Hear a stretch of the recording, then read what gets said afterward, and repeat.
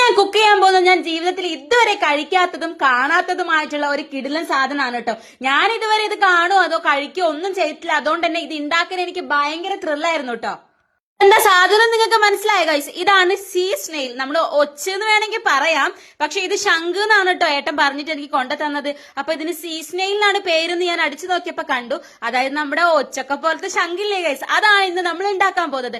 അതിനു വേണ്ടി നന്നായിട്ട് കഴുകി എടുത്തിട്ടോ. അപ്പൊ അതിന് ഉപ്പ് ഒക്കെ ഉണ്ടാവല്ലോ, അതൊക്കെ കഴുകി എടുത്തിട്ട് നന്നായിട്ട് അങ്ങോട്ട് പുഴുങ്ങാൻ വെച്ചിട്ടുണ്ട് കേട്ടോ. നല്ല ചൂടുവെള്ളത്തിൽ അങ്ങോട്ട് പുഴുങ്ങിയെടുക്കാം. ഇന്ന് നമ്മളൊരു പിടി പിടിക്കും ഗൈസ്. എന്നിട്ട് ഇതിന്റെ ഉള്ളിലത്തെ അതിന്റെ മീറ്റിനെ ഇങ്ങനെ പുറത്തെടുക്കണം. ഞാൻ ഇങ്ങനെ തോണ്ടിയെടുത്താണ്. അതിന്റെ മുകളിലൊരു സംഭവം ഉണ്ടോ, അതങ്ങോട്ട് മാറ്റിയിട്ട് ഇതൊന്നും കൂടെ ഞാൻ കഴുകിയിട്ടുണ്ട്. ഇങ്ങനെയൊക്കെ കഴുകണമെന്ന് ചോദിച്ചാൽ എന്റെ ഒരു മനസ്സുഖത്തിന് വേണ്ടി ഞാൻ നന്നായിട്ട് കഴുകി എടുത്തിട്ട് ഒരു പാൻ വെച്ചിട്ട് അതിലേക്ക് കുറച്ച് വെളിച്ചെണ്ണയൊക്കെ ഒഴിച്ചിട്ട് ഞാൻ ആദ്യം തന്നെ ഉള്ളിയും തക്കാളിയും ചെറിയുള്ളിയും പച്ചമുളകും ഇഞ്ചി ഇതെല്ലാം കൂടെ ചതുക്കി വെച്ചിട്ടുണ്ടായിരുന്നു.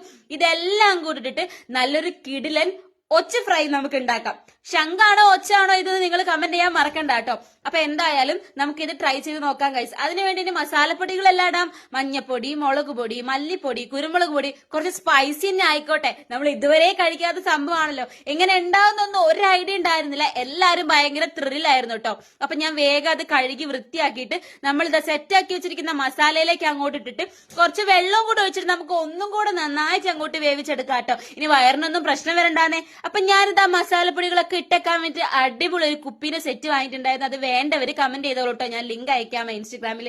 അങ്ങനെ നല്ല കിടിലൻ പൊറോട്ടന്റെ കൂടെ ട്രൈ ചെയ്തു. എനിക്ക് ഇഷ്ടപ്പെട്ടു കേട്ടോ. അപ്പൊ നിങ്ങൾ എപ്പോഴെങ്കിലും കിട്ടുകയാണെങ്കിൽ ട്രൈ ചെയ്യാൻ മറക്കണ്ട.